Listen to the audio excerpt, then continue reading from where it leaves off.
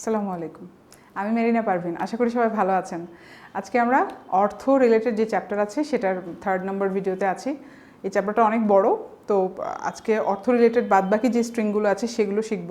আর্থিক সঙ্গতি, হ্যাঁ, কেউ হয়তো কৃপণ, কেউ হয়তো অনেক বড়লোক বিত্তশালী, সেগুলো আছে। ক্লাসে শুরু করার আগে একটু ছোট করে বলে নিই, যারা যারা আমাদের সায়েন্সের কোর্সে এখনও এনরোল করেননি তাদের জন্য একটা বিশেষ অফার আছে যে 43তম, এখন যদি ভর্তি হন 43তম লিখিত পর্যন্ত আপনারা অ্যাক্সেস পাচ্ছেন, অর্থাৎ এখন থেকে ঠিক 1.5 বছর পর্যন্ত অ্যাক্সেস করতে পারছেন। 41তম লিখিত পরীক্ষা সামনে আছে, আপনারা হয়তো 6 থেকে 7 মাস সময় পাবেন, কিন্তু তারপরেও 43তম বিসিএস যারা প্রিলি দিবেন তারপরে লিখিত পরীক্ষা আছে। হ্যাঁ, তো আমরা জানি যে লিখিত পরীক্ষার সিলেবাসটা কমপ্লিট করা অনেক বড় একটা ব্যাপার, প্রিপারেশনটা অনেক সময় সাপেক্ষ। তো আপনারা বারবার রেকর্ডেড ভিডিওগুলো অ্যাক্সেস করতে পারছেন। 225টার উপরে ভিডিও আমরা প্রি রেকর্ডেড ভিডিও দিচ্ছি, চ্যাপ্টার ওয়াইজ লাইভ ক্লাসের ব্যবস্থা থাকছে। সো যারা যারা এখনও এনরোল করেননি সবাইকে বলবো আমার ওয়েবসাইটে ভিজিট করবেন www.super30bangladesh.com। আর দেরি না করে আমরা ক্লাসে চলে যাই।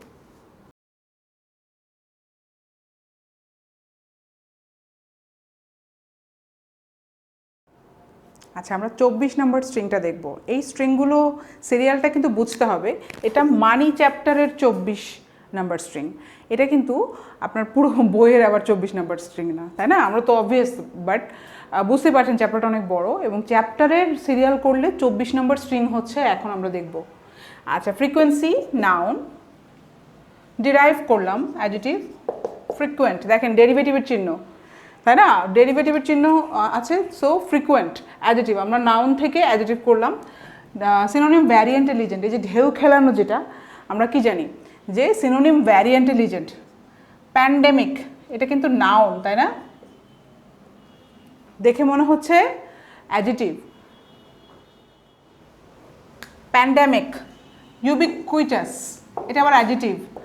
রিলেট, দেখেন সিনোনিম ভ্যারিয়েন্ট, এই যে ঢেউ খেলানো যেটা, এটাকে আমরা কি বলি? Synonym variant. কিন্তু তার মানে এগুলোর ফরম্যাট কিন্তু এক হবে না, হওয়ার কথাও না, হতে পারে, বাট যেমন ইকুয়াল লিজেন্ডটা থাকলে বুঝতে হবে সিনোনিম এবং কি লিজেন্ড।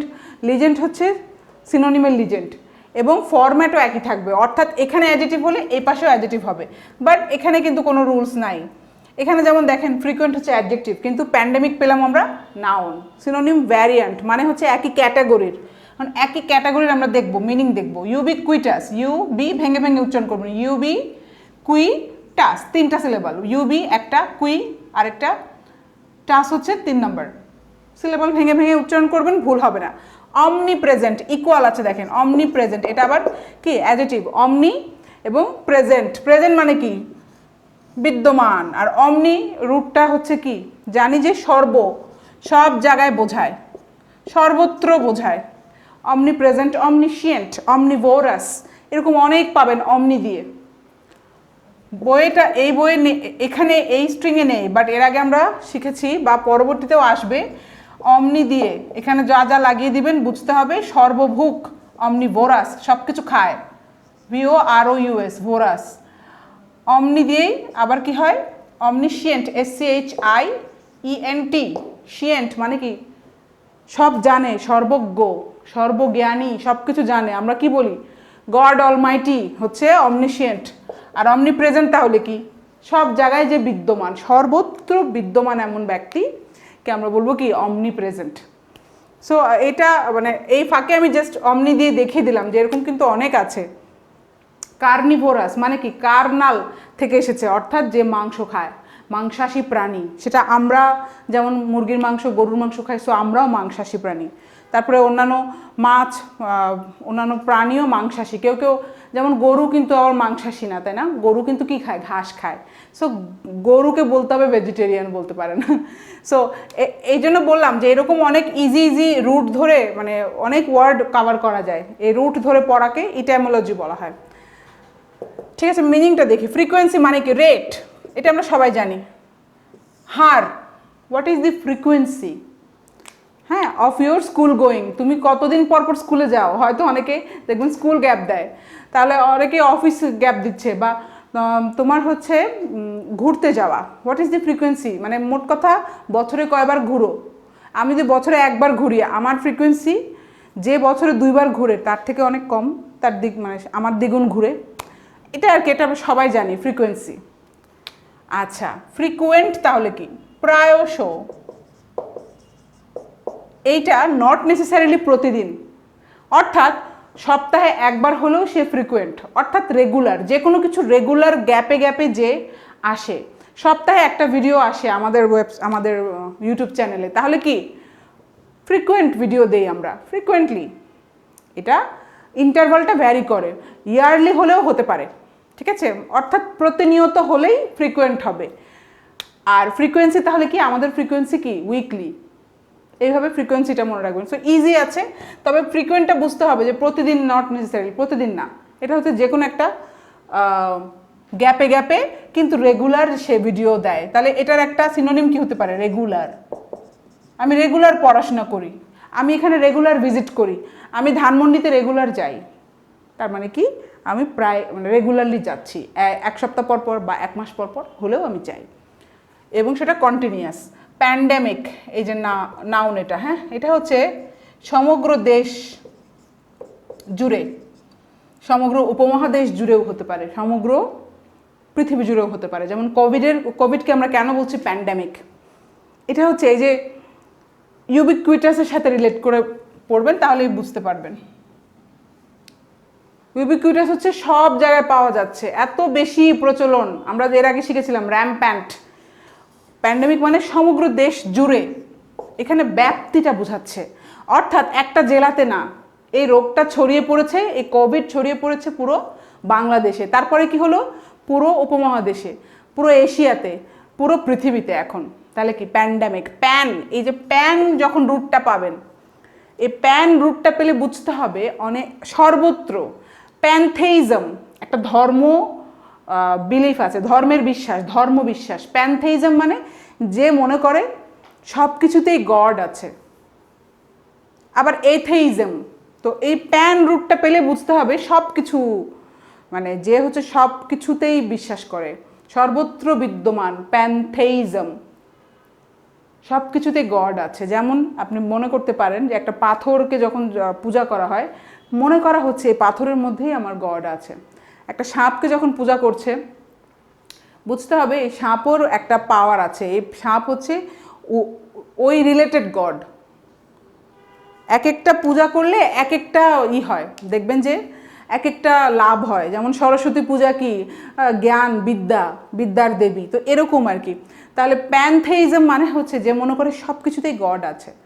তো প্যান রুটটা আমি এই জন্য বললাম যে এরকম আরও যখন পাবেন প্যান রুট থাকবে, সামনে থাকবে, তখন বুঝে নেবেন যে সর্বত্র ছড়িয়ে আছে। এখানে প্যান্ডেমিক মানে বোঝাচ্ছে সমগ্র দেশ ছড়িয়ে গেছে যেটা।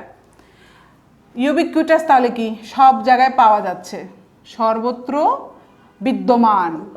এই যে চিপস দিয়ে বলেছিলাম, বম্বে পটেটো ক্র্যাকার্স, ইউবিকুইটাস, সারা দেশে পাওয়া যায়। এটা সব রাতারগুলে যাবেন, ওখানে যেয়ে দেখবেন যে চিপসের দোকানে বম্বে পটেটো ক্র্যাকার্স আছে, অন্য চিপস নাও থাকতে পারে, পটেটো ক্র্যাকার্স থাকবে, সবুজ প্যাকেট। ইউবিকুইটাস। অমনিপ্রেজেন্ট, তাহলে কি ইউবিকুইটাসের ইকুয়াল আছে, তার মানে কি হুবহু একই মিনিং, সর্বত্র বিদ্যমান যেটা, সেটাই হচ্ছে ইউবিকুইটাস। অমনিপ্রেজেন্ট আমি বলেছি আগেই যে গড, আমাদের অলমাইটি গড, আল্লাহ তাআলা, তাহলে কি বলবো? অমনিপ্রেজেন্ট, সব জায়গায় বিদ্যমান, সর্বত্র বিদ্যমান। আচ্ছা, তাহলে আমরা দেখি 25 নম্বর স্ট্রিং, এটা দেখেন, god carried away legend. God carried away legend, আমরা যারা যারা গড ক্যারিড অ্যাওয়ে এখনো জানি না তাদেরকে বলে দিই। গড ক্যারিড অ্যাওয়ে লিজেন্ড হচ্ছে, এই মানি হচ্ছে আমাদের মেইন থিম, তাই না? টাকা পয়সা, টাকা পয়সা থেকে একটু কি হবে? ডেভিয়েট করবে। তাহলে দেখি কিভাবে ডেভিয়েট করলো। অমনিপ্রেজেন্ট, এই যে একটা ওয়ার্ড পেয়েছে ওরা, অমনিপ্রেজেন্ট। এখন এটা নিয়ে আমরা কি করব? তুলকালাম কাণ্ড করব। এই অমনিপ্রেজেন্ট নিয়ে যত রিলেটেড ওয়ার্ড আছে, অমনিপ্রেজেন্ট দেখেন সেম ওয়ার্ড রুট, এই যে অমনি। পোটেন্ট, এর আগে আমি বলিনি। পোটেনশিয়াল মানে কি? যার পাওয়ার আছে, পাওয়ার রিলেটেড। তাহলে অমনিপোটেন্ট কি? সর্বশক্তিমান আমরা বলি না, তাহলে এটা হচ্ছে শক্তি রিলেটেড, ঠিক আছে? তাহলে সর্বশক্তিমান হচ্ছে আল্লাহ তাআলা, অমনিপোটেন্ট। গড অলমাইটি হচ্ছে অমনিপোটেন্ট। এভাবে সেন্টেন্স মেক করে রেখে দিবেন। এই যে সেম ওয়ার্ড রুট, তাহলে কি এই পোটেন্ট যদি আমি নেই, এইটা একটা রুট, পোটেনশিয়াল পেলাম। পোটেনশিয়াল মানে কি? বিভব, যার পাওয়ার আছে, প্রতাপ আছে। তোমার পোটেনশিয়াল কি? তোমার সম্ভাবনা কি, তাই না? What is the potential? এই মেয়েটার, এই ছাত্রটার অনেক পোটেনশিয়াল আছে, অর্থাৎ কি এর অনেক সম্ভাবনা আছে। পোটেনশিয়াল বলতে দেখবেন ফিজিক্সের ভাষায় যদি বলি, আমরা যে বিভব পার্থক্য বলি না, ওটার ইংলিশ কিন্তু পোটেনশিয়াল, পোটেনশিয়াল। কিন্তু নর্মালি পোটেনশিয়াল আমরা ইউজ করি কিভাবে? মেটাফরিকভাবে ইউজ করি যে তোমার সম্ভাবনা অনেক অনেক পোটেনশিয়াল আছে ওই স্টুডেন্টটার। কিন্তু যদি আপনি ফিজিক্সে যান, এটা একটা নাউন এবং এটা কি বিভব, অর্থাৎ টেকনিক্যাল টার্ম।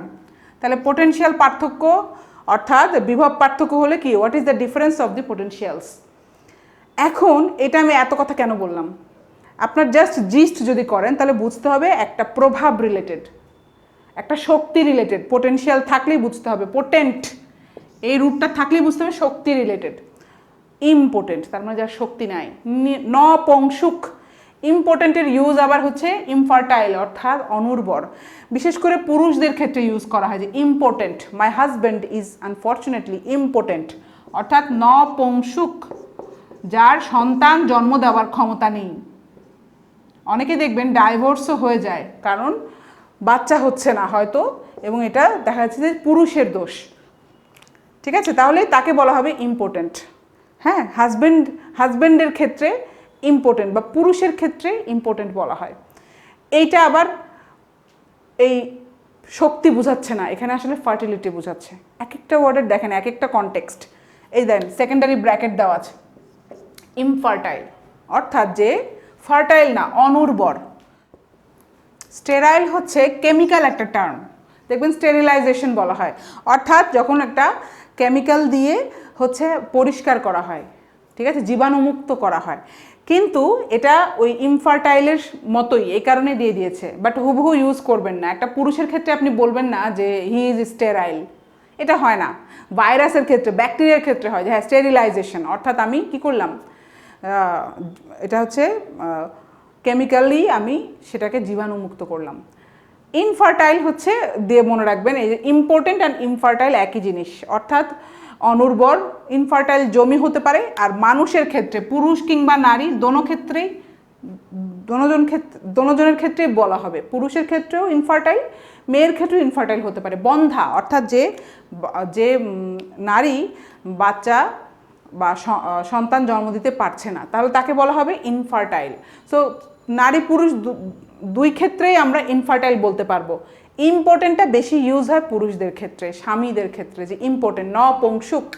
তাহলে এখন বুঝতেই পারছেন কিভাবে ওরা ওয়ার্ড রুট করে করে এসেছে, যে পোটেন্ট দিয়ে, এই পোটেন্ট থেকে আমরা পোটেন্ট পেলাম। আর এই পোটেন্ট ইম্পোর্টেন্টের আবার দুটো সেকেন্ডারি মিনিং পেলাম, যে কখনো কখনো এই ইম্পোর্টেন্টের ক্ষেত্রে স্টেরাইলটাও বুঝাবে, ইনফার্টাইলের ক্ষেত্রেও বুঝাবে। তবে প্রথমেই আসবে না। আচ্ছা, পোটেন্ট তাহলে কি? যে সেম ওয়ার্ড রুট দেখেন, পোটেন্ট, শুধু পোটেন্টও একটা ওয়ার্ড আছে সেম ওয়ার্ড রুট ধরে।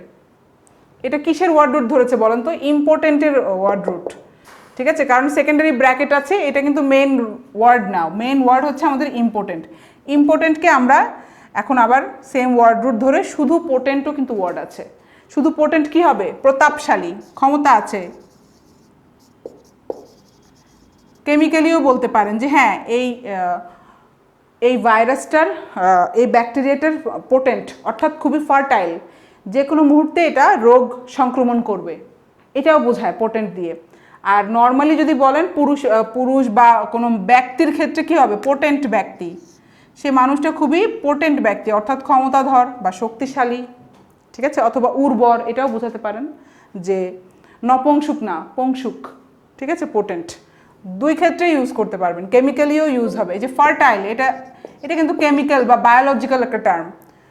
একটা কাপল হচ্ছে ফার্টাইল হতে পারে, বাচ্চা নেওয়ার চেষ্টা করছে, সন্তান নেওয়ার চেষ্টা করছে একজন কাপল, বাবা মা। তো স্বামী স্ত্রী দুজনই ফার্টাইল, অর্থাৎ দুজনই উর্বর এবং তারা সক্ষম, তারা জন্মদানে সক্ষম। দেখবেন ডাক্তাররা চিকিৎসা যখন করে তখন বলে যে এটা ফার্টাইল হতে হবে, ঠিক আছে। যখন বয়স হয়ে যায় তখন বাচ্চা নিতে গেলে তখন দেখা যায় যে ডাক্তারের হেল্প লাগে, তখন এই ওয়ার্ডটা খুব আসে।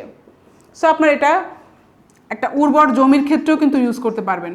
উর্বর জমি, তাহলে কি ফার্টাইল ল্যান্ড, অ্যারেবল ল্যান্ড, আলাদা ওয়ার্ডই আছে অ্যারেবল। আচ্ছা ফেকান্ড, তাহলে ফেকান্ডিটি, ফেকান্ডিটি নাউন, ফেকান্ডও তাই, এই ফার্টাইল ফেকান্ড একই, ঠিক আছে। ফেকান্ড মানেও উর্বর। প্রলিফিক আমরা আগেই শিখেছি, প্রলিফিক খুবই ইম্পর্টেন্ট, যে বারবার প্রডিউস করে, খুবই উৎপাদনশীল, প্রোডাক্টিভ, অনেক উৎপাদনশীল।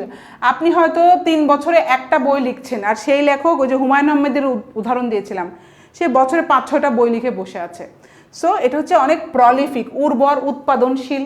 এখানে উৎপাদনশীল বোঝাচ্ছে খুবই প্রলিফিক একটা ব্যাকটেরিয়া, অর্থাৎ ব্যাকটেরিয়া এত দ্রুত বাড়ে, এত বিস্তার করে, বংশ বিস্তার, মানে জীবাণু, প্রলিফিকটা সেখানেও ইউজ হবে, তবে বেশি ইউজ হয় মানুষের ক্ষেত্রে, যে অনেক প্রোডাক্টিভ রাইটারদের ক্ষেত্রে প্রলিফিক রাইটার বলা হয়, ঠিক আছে। মানে সংখ্যাটা রিলেটেড, অর্থাৎ অনেক বেশি হারে যে উৎপাদনশীল।